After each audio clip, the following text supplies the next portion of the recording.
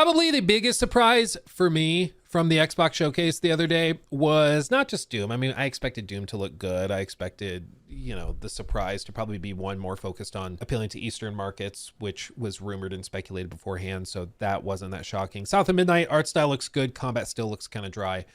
But Expedition 33, the more I see of it, the more stunned I am that this is coming from such a small and new team. I mean, it looks ridiculously good to me, at least. Well, I guess I should clarify with that if that wasn't clear. But I think Expedition 33 looks amazing. And they just revealed and released a small deep dive with the developers into it. So let's see what they had to say about it. Cast range from E to M. Hello and welcome to the official Xbox podcast, the only podcast coming to you from inside Xbox or inside my guest room this week. We've got a Yeah, to be clear, it's kind of like if you saw that, oh crap, what's her name? The girl that did the big 4 to 8, I forget how long it was, the massive video on the Star Wars hotel, Jenny Nicholson, I think that's her name. She did that tremendous video on the Star Wars hotel that was canceled. And in that video, she mentions the Disney podcasts that are like this corporate thing that are meant to promote the parks, but also feel like they're more casual with fans. That's kind of what this is. It's the Xbox official podcast. So to be clear, this is like a corporate thing. This is not supposed to be, I don't want you to get it twisted thinking this is like some YouTuber. Okay. This is literally on the main Xbox page. Okay. So this is marketing. Take some of the stuff with a grain of salt, all right? Because there's going to be a lot, I'm sure, that's meant to hype. This is not a podcast where you should expect like heavy hitting questions or anything. But going into it, understanding that, we can listen to what they have to say and take it from there. very special one, despite the setting for you today. We're going to be talking about a game I am personally incredibly excited for, one that we just got a great look at during the recent Dev Direct. But you know us, we want to dive deeper. And so we are talking about Clair Obscur, Expedition 33. And joining me today all the way from Montpellier, France, it is Sandfall Interactive's creative director for the game, Guillaume Broche, and the art director, Nicolas Maxime Francombe. Welcome, Hello. both of you. Thank you so much. Thank you, and thank you for having us. Yeah. All right. Before we talk about the game, I would love to talk about the studio really quick. Tell us about Sandfall Interactive, the team that you've built there, and your mission. Yeah, we have a grand mission. What's your prediction for how big the team is? Oh, I hope they tell us, because I don't know. I think it's smaller than I was expecting. I think it's like, it looked in the video like it was 25 people or 30 people, something like that. So our studio was founded actually like 5 years ago now, in 2020. So it's funny because the game that we're working on, Clair Obscur Expedition 33, actually started as a solo passion project on my side while I was working in other video games company. And in the beginning, it was just for fun. I just wanted to make a turn-based game that felt new, in the market. And in the beginning, it was a passion project, and just like as I needed to more stuff, like I needed, for example, some help on the coding. So I talked to Tom, who is today our CTO and the technical director. Then I needed some help with the art, so I called Nicolas. And in the beginning, everybody was working for free, and it built kind of organically. And at one point, we were like, no, okay, it's becoming something real. Everybody leave your job, and we founded Sandfall Interactive in 2020. And yeah, today we are a team of about 30 living in 30. Who said 30? Who gets the cookie? Shepherd? Oh, baby.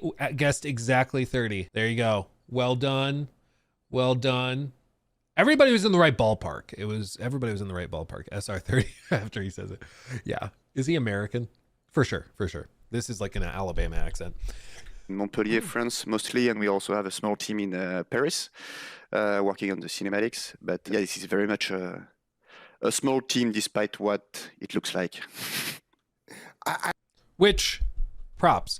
This is why, though, to get expectations in check, because whenever there's something that looks really good, it's important to remember kind of the basics and what we're doing. I bet he codes with baguettes. What does that even mean? I don't even know what that means. But anyway, it's important to maintain a level head, okay? Because It's a small team. There's 30 people working on the game. It's very, very unlikely that this is an 80-hour adventure. Okay. My one concern, seeing how beautiful the cinematics are, is that this is another one of those games that's going to be like 8 hours long, very small, very lean, and it's beautiful and amazing and it's super, super interesting. But there's only so much that a team of 30 can do. And it's important to remember that, okay? A 10-hour game can be well worth your time, but if you're going into it expecting 80 hours, you're probably going to be bummed, okay? So I would say maybe in this interview, in this video, we're going to find out how big the game is and how long it is, and we can set expectations there. We do know that they've priced it at 50. It's not a full AAA priced game, so that also kind of backs up the idea that it's maybe a smaller, more lean experience. So I just want to make sure everybody's aware that you should go into this with expectations of it being smaller. But let's see what they say. I love that on the studio's website. There's pictures of everybody on the team, and they also share your favorite game. So I'm like particularly delighted to be speaking to fans of BioShock and. I like that. That's really cool. Yeah, favorite games: Persona 3, Devil May Cry, Demon's Souls, Journey, Final Fantasy 8. Then Dota 2, Elden Ring, Super Smash Bros, Hades, Pokemon, Kingdom Hearts 2, Final Fantasy 8, Metal Gear Solid 5, Civ 6, Elden Ring, Hollow Knight, God of War, Nier Automata, Final Fantasy 14, Death Stranding, Resident Evil 2, Dishonored 2, Elden Ring. Yeah, there's some good picks there. There's some really good picks. It was one of those things. One of the things I asked some of the developers at the AC Shadows event, I asked them, like, what are some game inspirations?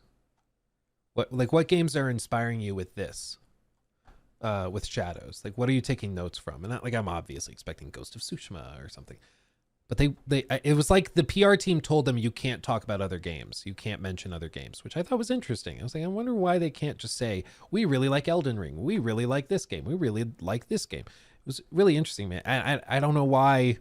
I don't know why that's like taboo with PR teams, because the devs, I'm sure, would love to talk about it, but it's always the PR teams that are much more coy with that stuff. But this, I love that they're just putting it out there, what they like, what their favorite games are. Persona 3 and Final Fantasy 8 here this morning or this evening for you.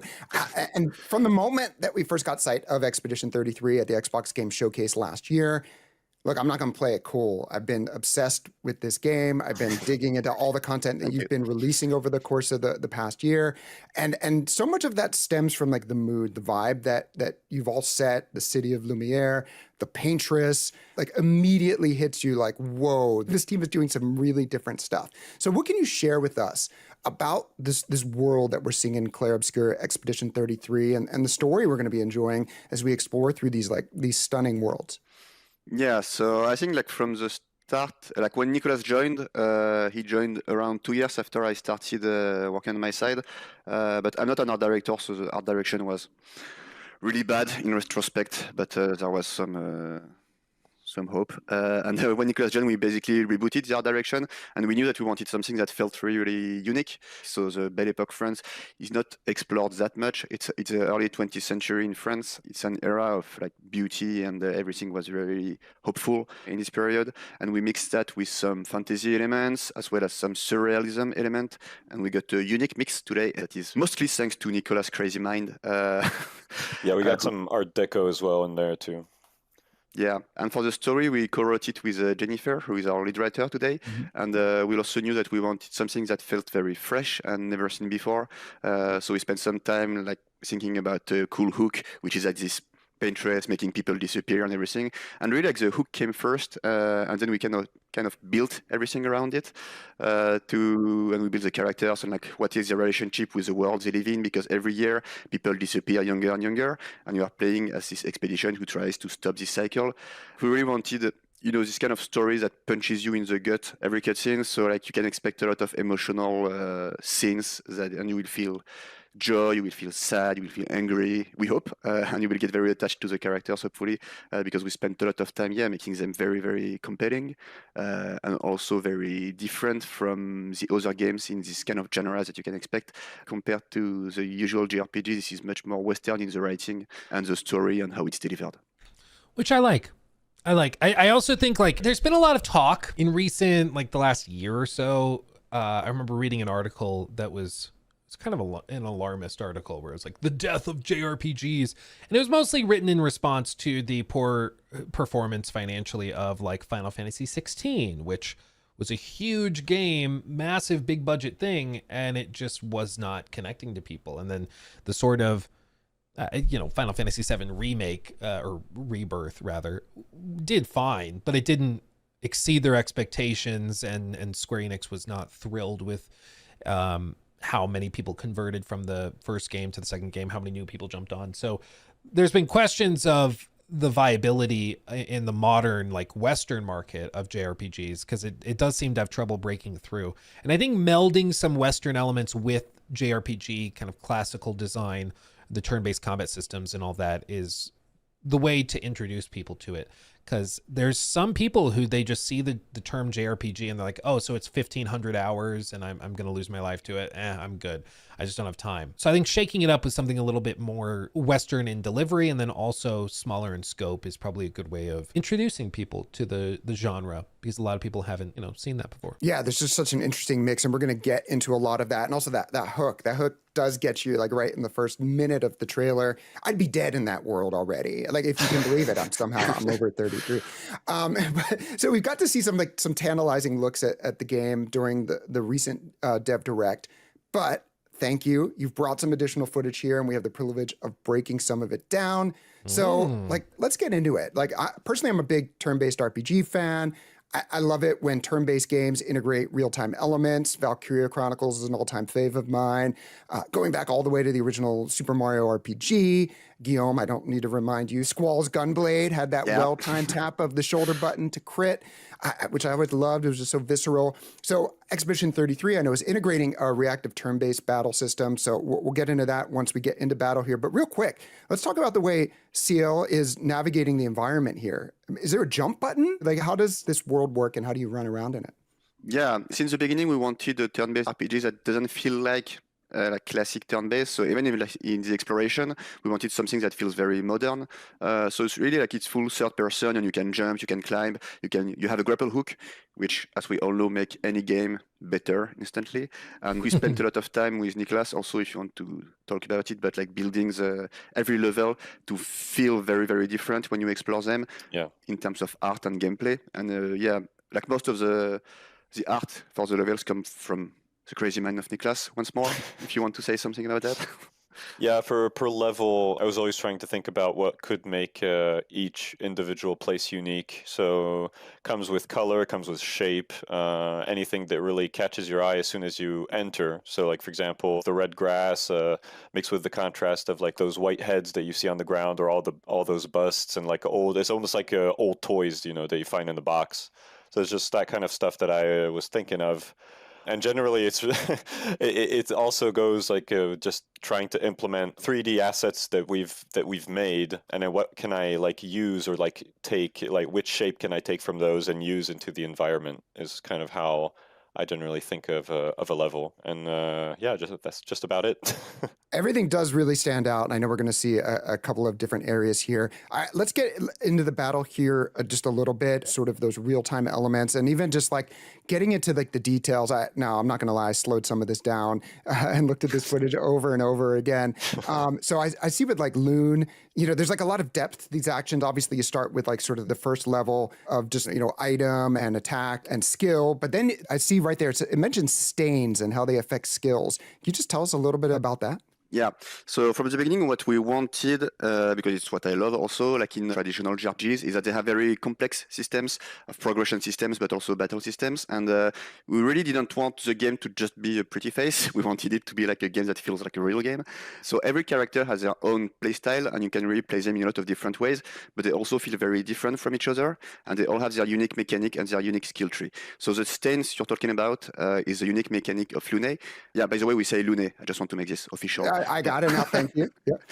Her unique mechanic is called stains. So every time she will cast a skill, she will create these stains, and she can have up to 4 stains at a time. And when she uses skills, she can also consume stains. And if she consumes the right elemental stains, this will amplify her skills by a lot. So her whole playstyle is trying to find combinations of skills that you can play around with, and some good rotations to try and always cast some overcharge skill. We call overcharge skills the skills that are more powerful than they should be. And usually characters have their own way to overcharge their skills. And it's tied to the unique mechanic. I like all that. I do think, dude speaks in 2x. That's why I put the text on screen. So elephant in the room. I don't have an elephant in the room yet, but I will eventually because I like that idea. It's an Unreal Engine game from a small team.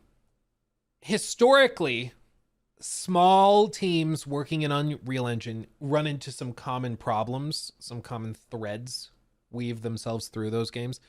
And chief among them is like optimization and stuttering. It's one of those things where Unreal Engine is very, very, very, very, very, very powerful graphically, but it does have some holdbacks.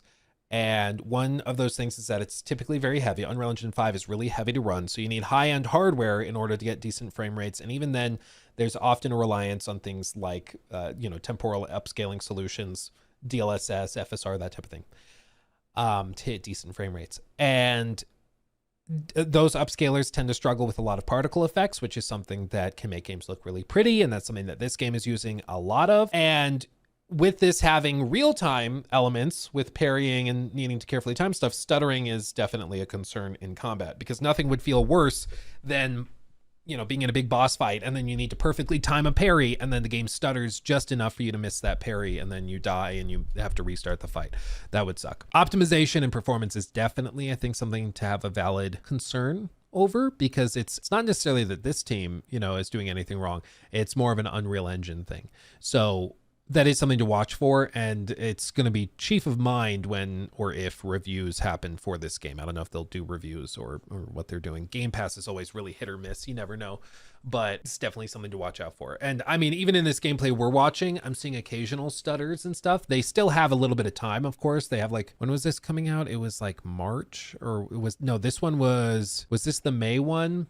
Like early May or no, this was late April, and then South of Midnight was early mid-April, and then Doom was like May 15th. So it's Doom in mid-May, this in late April, and then the South of Midnight is early mid-April, right? Okay, April 24th. Okay, checks out. Makes sense. So anyway, we'll watch for that. Optimization is going to be a big thing. And then CL, please correct my pronunciation because I'm sure I got that one wrong too. She seems to have a different set of options. Like right there, like some fortune telling is happening here. Yeah, so it's very tied to her backstory that you will discover while playing the game. But yeah, there is a lot of semantics about fate with Ciel, and it's reflecting her own unique mechanic, which is called Fortel. So her unique mechanic, she basically applies Fortel stacks on the enemy, and she can then consume them to do extra effects on her skills.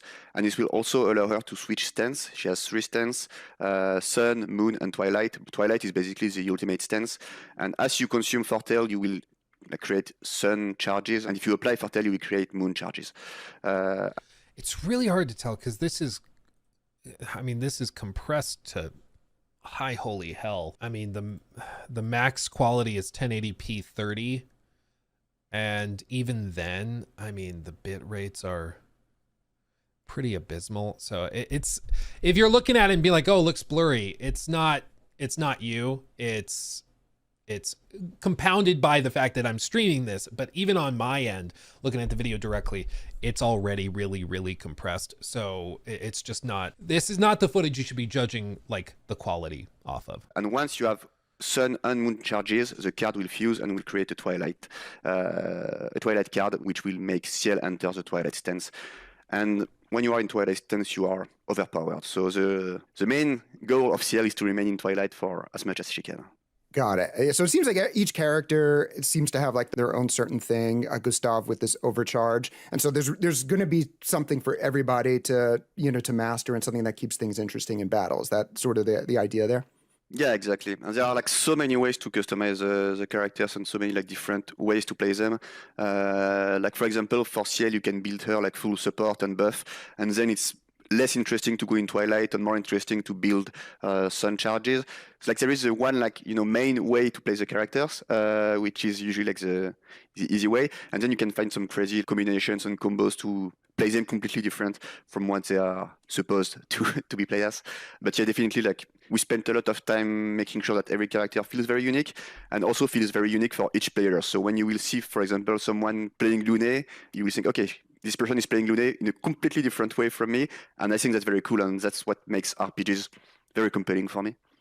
That's awesome. Well, actually, we'll talk about the skill trees a bit, but can we just pause here on the victory screen? Because at the end, you get a report card on how you did, like kills, damage dealt, if we parried and dodged well. Is there something that you're aiming for? Like if you avoid taking damage in a battle, you get a really nice bonus, something that would keep me invested even in a basic battle. So you're keeping track of a lot of stuff here. Is there something like that you want to sort of aim for?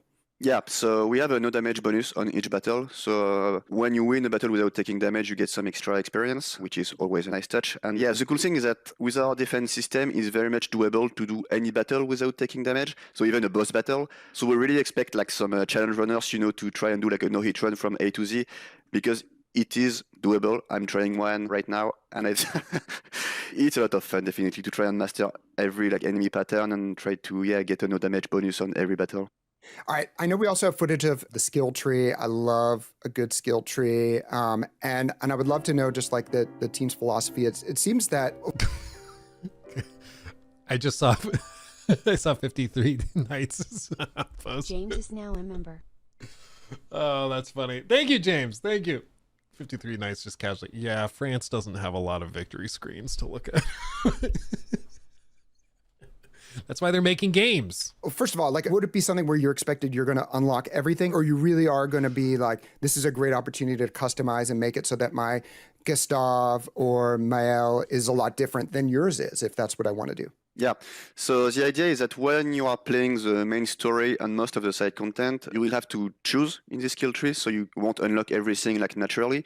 But if you go like deeper in the end game and you really like max your character level, then you can unlock everything. When you're playing normally and you reach the end boss, you will have maybe 2/3 of all the skills. But then if you want everything, you can have everything in one playthrough.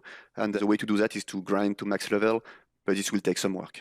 All right. In the Dev Direct, you mentioned luminous skills, which are passive skills, correct? That you can sort of connect together and do some interesting effects. I'd love to hear more about those. Yeah. So this is core in our progression system and how you build our characters. So every character has pieces of equipment. They have one weapon and 3 pictos. So the weapon comes with 3 passives that you unlock as you upgrade your weapon. And these passives, you cannot learn them, so they are unique per weapon and usually tied to the unique mechanic of each character. But then you have what we call the pictos, and to make it easier to understand, you can kind of see it as like your armor pieces. They give stats, and they also have some unique passives, but these passives are more generic, so they can apply to each character. And these pictos, you can equip them on any character.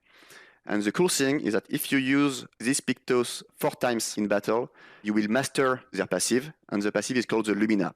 And once this passive is mastered, you will see it in your Lumina panel, and you can then activate them without having to have the equipment piece equipped. So what's very cool is that when you play through the game, you will change your equipment a lot, and you will get more and more Lumina. And at the end of the game, you have a full list of passives that you can like either activate or deactivate. And this is where like we really make some crazy combos, and this is where we expect players to really break the game. And we hope they break the game because it's made for that.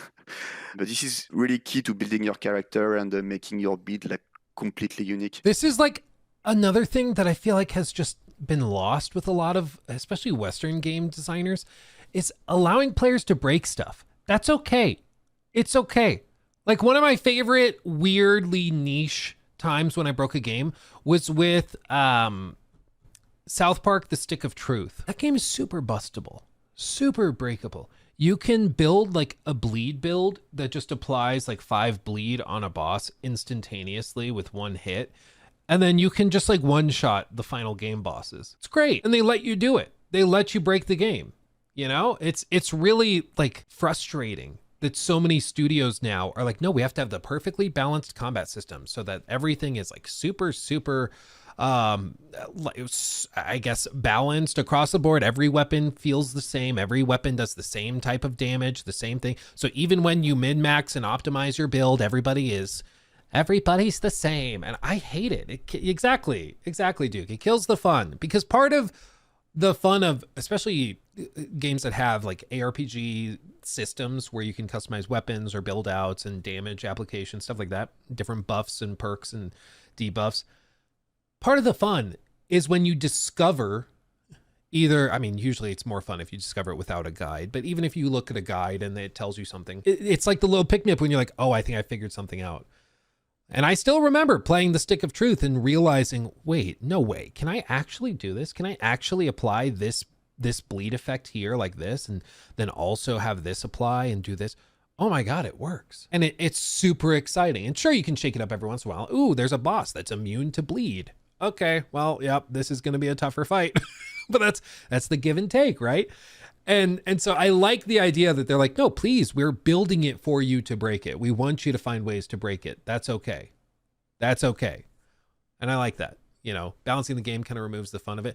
I mean, especially when you look at live service games, there's times where balance is important, but I do think you can, like with PvE games, I think you can overdo it pretty quickly. Like Helldivers 2 is a great example where they have a game everybody's eating up and loving, but there's a few guns that are really powerful against bugs. And for some reason, they nerf the hell out of them. And it's like, what? It's like we're having fun killing bugs. That's okay. I understand if you were like, oh, we want people who like shotguns to also feel like that's viable. Okay. But still, like, why buff the other stuff instead of nerfing everything, like allow me to break it. It's okay. They buffed them back. Oh, really? Oh, yeah. Oh, what are you going to do? Because, yeah, the combos are endless. We have like 100 Luminas, I think, in the game. So, yeah, you can really go crazy on the build and the combinations. Yeah, I think we're going to be a month out watching YouTube videos that are like the best build ever for Lune. And it's going to, I'm already looking forward to that type of stuff. So one of the things about this menu that I particularly like is you get really close-up looks at the character models. And Expedition 33 has an incredible English voice acting cast bringing these characters to life. Big names that we know in and out of video games like Andy Serkis and Ben Starr, Charlie Cox. I think we're going to hear a lot of Charlie Cox a lot this year. And actors I recognize from other memorable performances like Jennifer English, who played Shadowheart in BG3. So I'd love to hear about what the team was looking for, how you got such big names on this first game, and how it's all coming together. Yeah, so actually the story of Jennifer English and Ben Starr joining is a funny one. Because so we went through a site, which is a company that does dubbing for video games. So we asked for some audition. In the beginning, it was just for the trailer for Gustav and also the voiceover of the trailer. So we received like 20 different auditions, but it was blind auditions. So like we didn't know the name of the people who sent the tape. And there was one voice that stood out. And I said, okay, this is a really cool voice. let's take this guy. And later, like our quest designer, Victor, he listened to the tape and he was like, isn't that Clive from Final Fantasy? Yes. Okay, yeah, that's Ben Starr. Maybe. Okay, oh, yeah, it's him. Okay. So in the beginning, he was just in for the trailer, but after like we chatted, we became friends, and just like his performance was incredible in the trailer. So we just told him, "Do you want to try Verso?" Which is also a very cool character. It was like hell yeah. So yeah, that's how it happened. And Jennifer English was kind of the same. We received like 25 tapes for mail, and I was like, yeah, "This is the one." And later they just told me like, "Hey, this is Shadowheart," and I was like, really? Okay. I didn't play Baldur's Gate that much, so I didn't know. Yeah. I didn't like recognize her. And yeah, since then, like she's been super important to the project also, and that's great. And for the like Hollywood talents, let's say Andy Serkis and Charlie Cox, it was actually an initiative from Kepler, who really wanted like also to have some very, very strong voiceover and show that we care a lot about the narrative. So it was really like joint work of finding like who would be the base voice for the character.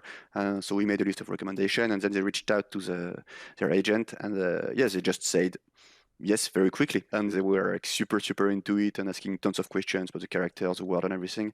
But we sent them enough material to get them interested, and I think they liked what they saw. So yeah, that's how it happened.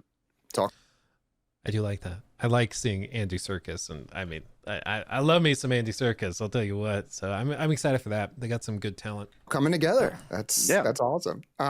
All right, now Nicholas, we've been seeing these beautiful worlds. I know that you all shared some video of like this this underwater level, but it's not a swimming level, which is great. Thank you for that, by the way.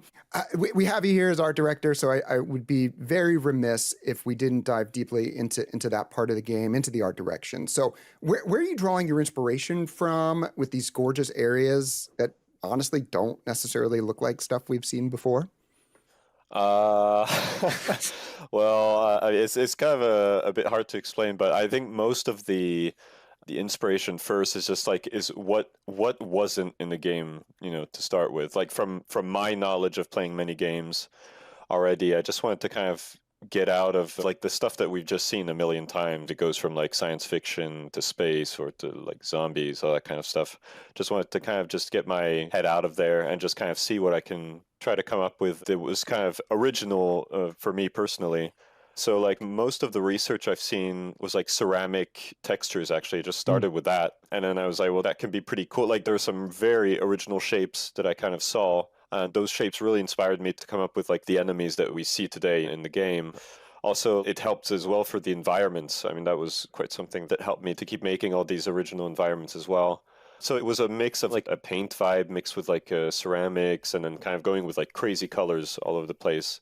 And then also, I mean, it does help that there's an amazing story behind it. So that definitely helped me create the world. Because originally I kind of was stuck in my, Victorian steampunk headspace for quite a while. You can kind of see it in my portfolio that I have on ArtStation. So it's just like a lot of Victorian stuff. But the concept was early on more Victorian than it was now, like Belle Epoque mixed with like Parisian, like Haussmannian stuff.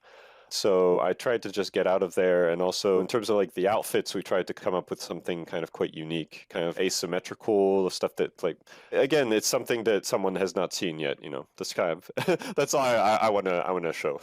Yeah, mission. and it is very unique. I mean, I can't think of another game that looks like even remotely similar. So I think they did a good job with that. And, this whole thing with Expedition 33 just reminds me of how quickly the industry can shift and can change, because like you rewind the clocks 10 years back to 2015, let's say this point, January 29th of 2015, the biggest players in the industry were very, very different. I mean, you wouldn't have really, like very, very few people would have heard Larian. CDPR was considered kind of a niche studio. Bethesda Game Studios was like king of the crop. They just come off Skyrim. Everybody's like, yeah, they're the industry leaders right now.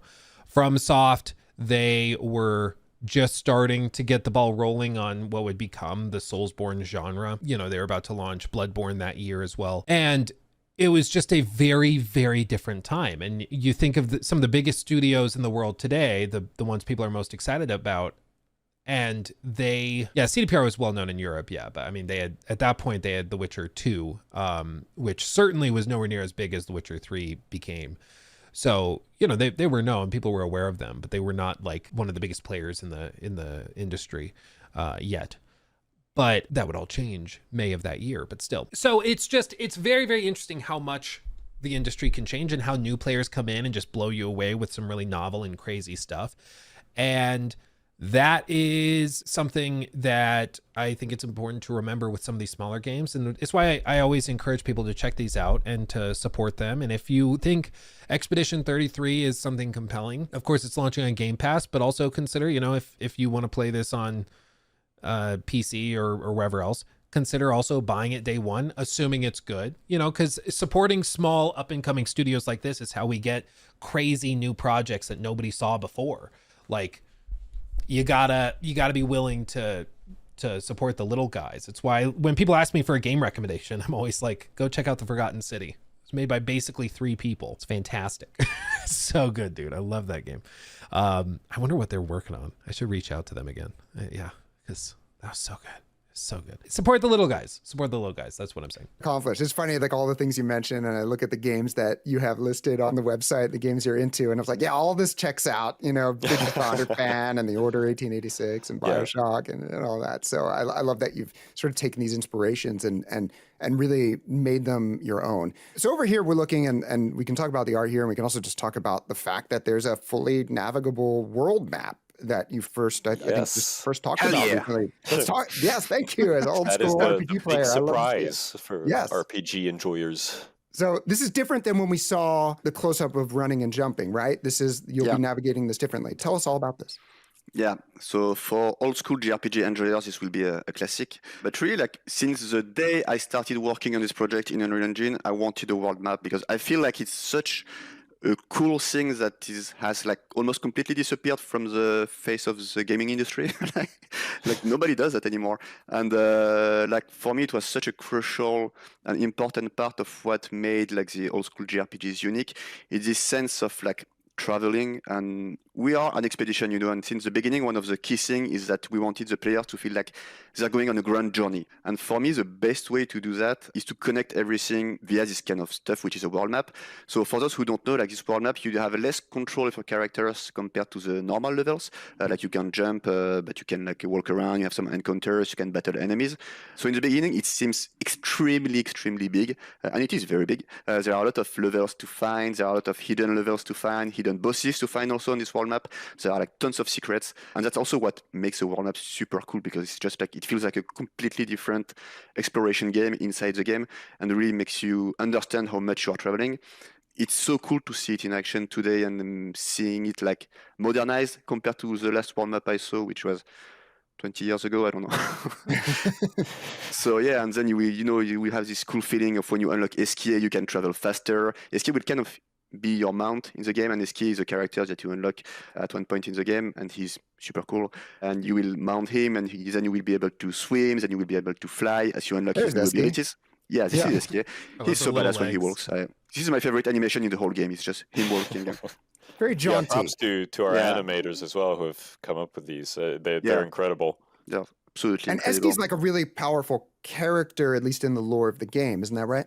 In the lore, he's the most powerful creature in the verse, but he's also super lazy, so he doesn't fight. But I also love the idea of somebody that's like super powerful that's really freaking lazy and just does not care.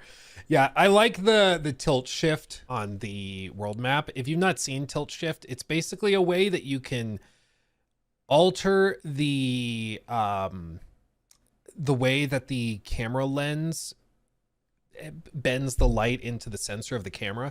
And in real world applications, you can actually get some really cool shots with it where it makes everything look miniature.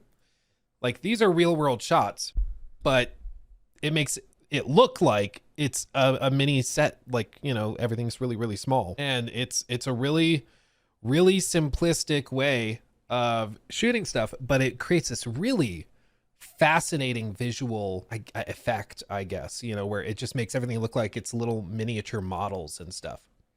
It's very French. Yeah, it's really cool. It's really cool. Tilt shift shots are fascinating to me because it's something so simple, but it creates such a unique looking picture at the same time. It's really cool. And so that's kind of what they're doing here. But yeah, lore-wise, he's the strongest for the power scalers out there. And yeah, you see him running, so you can go like much faster, and then you can see him swim, and you unlock these abilities as you go through the game, and you unlock new areas, new. I mean, even that, like up here, there's a boss. It looks like, and so if you wanted to stop off here, and I would assume it kind of looks like you climb up there. There's a boss fight there. Then you climb up this ridge, and maybe there's like a treasure or something hidden in there. There's all sorts of extra little content they can tuck in to these little corners of the world map if you want to find it, if you want to do it. As you go through the game, and you unlock new areas, new things to discover, new levels to discover. Holy pop-in, Batman. And you unlock new areas, new. I was gonna say, is this an enemy? Is this a character? But then it popped in with the rest of it. Things to discover. Yeah. Again, it's a small team. There's a lot more forgiveness, I feel, with pop-in and stuff when you're talking about a small team versus a really big team. But that is another thing that I'm I'd be cautious with is the optimization, polish, pop in, stuttering, that type of stuff. It won't make or like, hopefully it doesn't make or break the game, but to discover, new levels to discover. And yeah, I think this is such a cool feeling that everybody will enjoy, I hope. I am so happy and proud of what the team accomplished with this. I think it looks really, really good. It took a lot of work to make it work in a realistic, like, kind of graphics, and also like find the art style of this kind of world map that is usually like more stylized. So even in like the proportions we have today, like the characters and the trees and the assets are not like real life scale, but still I think it looks really good. So yeah, It does. It does. Thanks so much, guys, for It joining us does. today and just sharing the passion and sort of the motivations, all the things. You can just hear it in your voice, like how excited you are about all these little features. And these are the features that, as an RPG enjoyer, you just love to hear about. And so, is there anything we didn't cover here today that you'd love to share with the audience of the official Xbox podcast? yeah, I think something that I'd like to talk about, because we don't talk about it much in the exploration. There is also a lot of like NPCs to discover, and I know we had a lot of questions about will there be towns, will there be NPCs? So yes, there will be. You will find merchants, and actually our merchant system is very cool. So most of our merchants are what we call gestrels, which you can see in the role. It's a unique race that live on the continent, and the cool thing is that they love fighting. So they will sell you some stuff, but if you want to see their secret stuff, which is usually their best item, you will have to fight them and beat them in a duel. So every merchant, you will have to beat them once to unlock their full inventory, and you will be able to discover their village, and you will have a lot of interactions there. And also, like, we have a lot of cutscenes in the game, but we also have a lot of dialogue in between the party members. So at any point in the game, you can decide to camp, and when you camp, you will go in this special like camp place. And in this camp, you can interact with all your party members. You can discuss with them. You can see some unique scenes between them, like some fully realized cutscenes that are completely optional also. So yeah, hopefully the exploration is a delight for the players, because we really enjoy making this world feel alive also. And it's not just battles and cutscenes. I love how you're like, oh, by the way, and then it's like, here's a whole other system, that Yeah. you just, so I can't wait to see what we're all going to discover when we do get to play the game this spring. Of course, Clair, Obscur, Expedition 33 will also be coming to Game Pass day one as well. So I'm really looking forward to just like a huge amount of people getting the opportunity, maybe even those who don't normally play turn-based RPGs, but really like the way this game looks, or all of the things you've been saying, to check it out when it arrives. So unfortunately, that brings this episode to a close. Guillaume, Nicholas, thank you so much for joining us. shout out Guillaume and Nicholas. Shout out. I think it looks great. I'm excited to see what else it is. If I had to put money on any of the games they showed at the showcase being delayed, I would guess this one. Because my gut is telling me it might not run that great. I hope it does. But my gut's telling me that it's going to have some stutter and pop-in issues, and maybe they want to give it some extra time to get refined. But the other cool piece would be if they give it more, they give it the chance to, like, how Xbox had their team help them polish Starfield. I wonder if they try to do something like that. I wonder if they go and help them polish this up and get it ready to go. Because I mean, I don't know of any other Xbox games that look that unique and crazy beautiful. Because damn, it's beautiful. It's a vibe. So we'll keep an eye on it. I've already tried to connect with them, so we'll see if we can get there. Starfield was polished, more polished than any game they had put out before. Not a super high bar, Todd, but still better than previous stuff they had done.